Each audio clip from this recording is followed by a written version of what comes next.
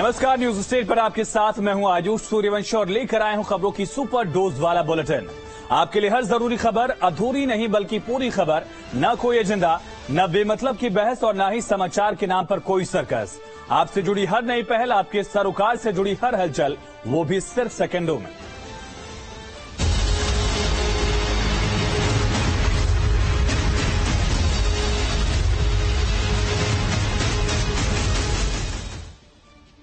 Delhi NCR समेत समूचे उत्तर भारत में ठंड का प्रकोप दिख रहा है। पहाड़ी इलाकों में हो रही बर्फबारी का असर मैदानी इलाकों में भी देखा जा सकता है। ट्रेनें कई घंटे लेट चल रही हैं और कोहरे की वजह से वाहनों की रफ्तार थम गई है। दिल्ली समेत उत्तर भारत में कड़ाके की ठंड पड़ रही है और कोहरे ने अपना कोहराम दिखाना शुरू कर दिया है। कोहरे से आम जनजीवन तो अस्त व्यस्त है ही, घने कोहरे ने भी लोगों की परेशानी बढ़ा दी है।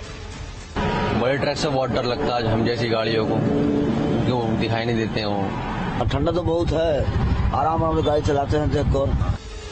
सीएम ने जिलाधिकारियों को खुद रैन बसेरों का औचक निरीक्षण करने का निर्देश दिया है।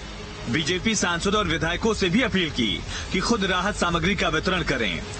पूरा उत्तर भारत इस वक्त कड़ाके की ठंड और शीतलहर की चपेट में है, जिसकी वजह से जो आम जनजीवन है वो काफी प्रभावित हो रहा है। मौसम विभाग की माने तो मौसम विभाग का अनुमान है कि अगले कुछ दिनों तक ठंड और कोहरे का प्रकोप ऐसे ही जारी रहने वाला है। कोहरे की वजह से ट्रेन की रफ्तार धीमी पड़ गई है। रेलवे की ओर से उपलब्ध कराई गई सूची के मुताबिक कई ट्रेनें 2 घंटे से ज्यादा देरी से चल रही हैं, जबकि कुछ ट्रेनों के लेट होने का समय 4 घंटे से भी ज्यादा है। कोरोना कंट्रोल पर सीएम योगी आदित्यनाथ ने अधिकारियों के साथ बैठक की, निर्देश दिया कि मॉकड्रिल में मिली कमियों को सुधारा जाए। साथ ही यूपी सरकार ने केंद्र से वैक्सीन की 10 लाख डोजेस की डिमांड भी की है। सीएम ने बैठक में निर्देश दिए कि कोविड की बदलती परिस्थितियों पर नजर रखी जाए। हर जिले में आईसीयू को एक्टिव रखें। वहीं आईसीयू में स्पेशलिस्ट डॉक्टर्स और टेक्नीशियंस की तैनाती पर भी सीएम ने जोर दिया। अभी दरअसल जो अंतर्राष्ट्रीय स्तर पर 2 कंट्रियों में दिक्कतें आई थी, उस आधार पर अभी जांच के आदेश दिए गए। कोविड की शुरुआती वेव्स में ऑक्सीजन की जरूरत एक बड़ी चुनौती के तौर पर सामने आई थी। सीएम ने हर ऑक्सीजन प्लांट पर 3 टेक्नीशियन तैनात करने के निर्देश दिए हैं। पूरी तैयारियां हैं। अभी अंतर्राष्ट्रीय खबरों को देखते हुए हमने अपनी तैयारियां शुरू कर दी हैं। अभी उत्तर प्रदेश में मात्र 49 केसेज हैं और मॉकड्रिल करके पूरी तैयारियां परख ली गई हैं। हमारे हॉस्पिटल्स, आईसीयू, ऑक्सीजन प्लांट्स और वेंटिलेटर सभी तैयार हैं, कोई दिक्कत नहीं है।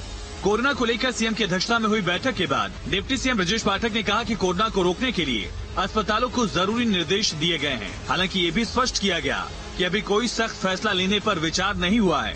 वहीं यूपी सरकार ने केंद्र से 10 लाख वैक्सीन डोज की डिमांड रखी है। हरदोई में पिता की हत्या पर इंसाफ मांगने वाले युवक को खाकी से थप्पड़ मिला। पीड़ित परिवार डीएम ऑफिस जा रहा था, लेकिन आरोप है कि कोतवाल ने परिवार के साथ मारपीट की। रास्ते में इस परिवार को पुलिस रोकती है और जब ये शख्स आगे बढ़ने की कोशिश करता है तो कोतवाल उसे इतनी बुरी तरह थप्पड़ मारते हैं कि शख्स जमीन पर औंधे मुंह गिर पड़ता है। शख्स की गलती सिर्फ इतनी थी कि उसने पिता का शव नहर में मिलने पर अफसरों से कार्रवाई की मांग की। एक्शन न होने पर परिवार जिलाधिकारी ऑफिस पहुंच रहा था, लेकिन आरोप है कि तभी वहां कोतवाल पहुंचकर मारपीट करने लगे। एक व्यक्ति जिसका पोस्टमार्टम करा करके परिजन और गांव के अन्य लोग जा रहे थे डीएम चौराहे के पास। वहां पर उन लोगों ने जाम लगाने का प्रयास किया। पुलिस को सूचना मिली, पुलिस वहां पहुंची। पुलिस ने आवश्यक विधिक कार्रवाई करते हुए उनको उनके घर पे हानि भेज दिया है। शिकायत मिली है, उनके साथ कुछ बदसलूकी हुई है, जांच करा करके आवश्यक विधिक कार्रवाई की जाएगी। हरदोई के पिहानी थाना क्षेत्र के ग्राम मझिया बखरिया निवासी रामेश्वर, जिनका 10 दिन पहले गांव के ही कुछ लोगों से विवाद हो गया था, इसके बाद वो लापता हो गए थे। बाद में उनकी लाश लखनऊ की एक नहर में मिली थी। इसी मामले को लेकर पूरा विवाद हुआ। देवरिया में राजस्व विभाग के अभिलेखों में हेराफेरी कर एक मासूम को मृत साबित कर जायदाद को अपने नाम कर लिया गया। आज बच्चा अपने जिंदा होने का सबूत देता फिर रहा है। इस बच्चे की पुकार सुनकर आपके रोंगटे खड़े हो जाएंगे। ये मासूम अपने जिंदा होने का सबूत दे रहा है। माता पिता के मरने के बाद भ्रष्टाचार के घनघोर बादल ने बच्चे की जिंदगी में बाढ़ ला दी है। बच्चा खुद को जिंदा साबित करने के लिए बोर्ड लेकर घूम रहा है। मामला सलीमपुर का है, जहाँ एक नाबालिग के माँ पिता की मौत हो गई। इसके बाद वो अपने मामा के घर रहने लगा, लेकिन ग्राम प्रधान और करीबियों ने दस्तावेज में हेराफेरी कर उसके जायदाद को अपने नाम करा लिया, जिसके बाद मासूम साहब मैं जिंदा हूँ का बोर्ड लेकर घूम रहा है। ग्राम प्रधान अवधेश सिंह ने हमारा अभिलेख में से नाम फाड़कर हमको मृत्यु घोषित किया है और खतियोनी पर अपना नाम धोखे से दर्ज किया है। जब ये मामला जिलाधिकारी के पास पहुंचा, तो डीएम ने एसडीएम को जांच के निर्देश दिए। एसडीएम की जांच में मामला सही पाया गया। अब जांच में कुछ तथ्य ऐसे सामने आए हैं जिसमें ये प्रथम दृष्टया स्पष्ट हुआ है कि कुछ गलतियां हुई हैं। इसी क्रम में लेखपाल जो वहां के थे अमजद अली, उनको सस्पेंड किया गया है। फिलहाल प्रशासन ने लेखपाल को निलंबित कर ग्राम प्रधान समेत कई लोगों के खिलाफ कार्रवाई शुरू की है। यूपी के 53 जिलों में हजारों प्राइमरी टीचर्स ने खेल किया। जिस तकनीक से फर्जीवाड़ा कम करने की सरकार ने कोशिश की थी, उसी तकनीक का इस्तेमाल कर ऑनलाइन लीव्स में फर्जीवाड़ा किया गया। अब जांच हो रही है। पोर्टल डेटा की समीक्षा में 53 जिलों में टीचर्स की छुट्टी में फर्जीवाड़े का खुलासा हुआ। टीचर्स पोर्टल पर अपनी लॉगिन आईडी से सुबह इमरजेंसी लीव मार्क करते और दोपहर में ही कैंसिल कर देते। पोर्टल ने कैंसिल करते उपस्थिति दर्ज कर दी। शिक्षक छुट्टी पर भी रहे और पैसे भी उठाए। जिम्मेदार अधिकारी आंखें मूंदे रहे।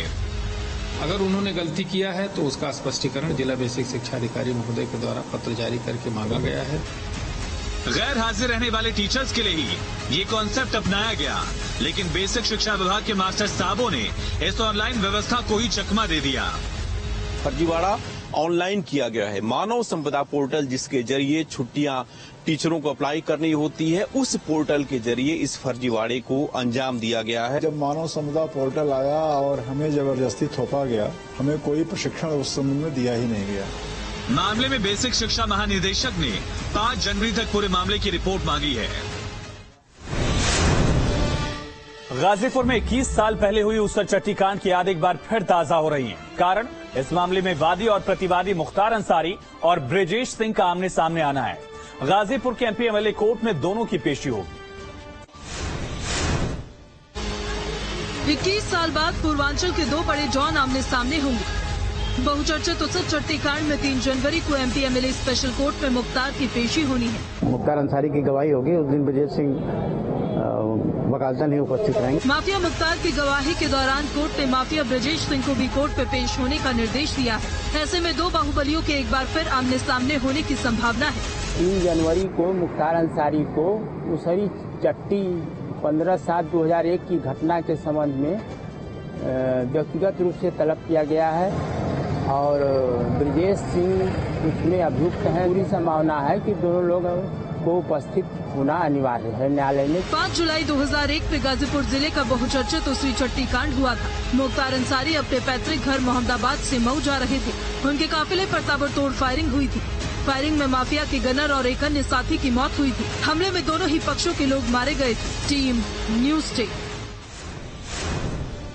लखनऊ में आज से बीजेपी कार्यालय पर 2 दिवसीय अहम बैठक चल रही है। माना जा रहा है कि अगले चुनाव पर बीजेपी ने काम पुरजोर तरीके से करना शुरू कर दिया है।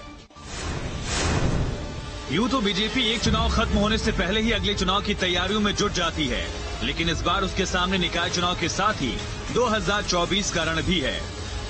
कि इस बैठक में निकाय चुनाव के साथ साथ 2024 में जो आम चुनाव होना है, उस चुनाव में भारतीय जनता पार्टी अपने पुराने परफॉर्मेंस को किस तरीके से दोहराए, उसको लेकर रणनीति बनाई जाएगी।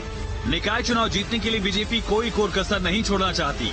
हर मोर्चा और पार्टी हर कमेटी से बात करने वाली है, साथ ही सबको जिम्मेदारी सौंपी जाएगी। संगठन को लेकर जो चर्चा होगी उसमें मार्गदर्शन मिलेगा और उसी को लेकर के आगे काम होंगे। लेकिन बीजेपी की प्रमुख विरोधी पार्टी की राय भी इस मीटिंग पर जान लीजिए। भारतीय जनता पार्टी 2024 के चुनाव की तैयारी कर रही है, बैठकें कर रही है, लेकिन जनता ने अब मन बना लिया है कि 2024 में भारतीय जनता पार्टी को सत्ता से बाहर का रास्ता दिखाना है। दरअसल बीजेपी संगठन को साथ कर हर चुनाव में फतह हासिल करने की रणनीति अपनाती आई है। यही रणनीति निकाय चुनाव में भी देखने को मिलेगी।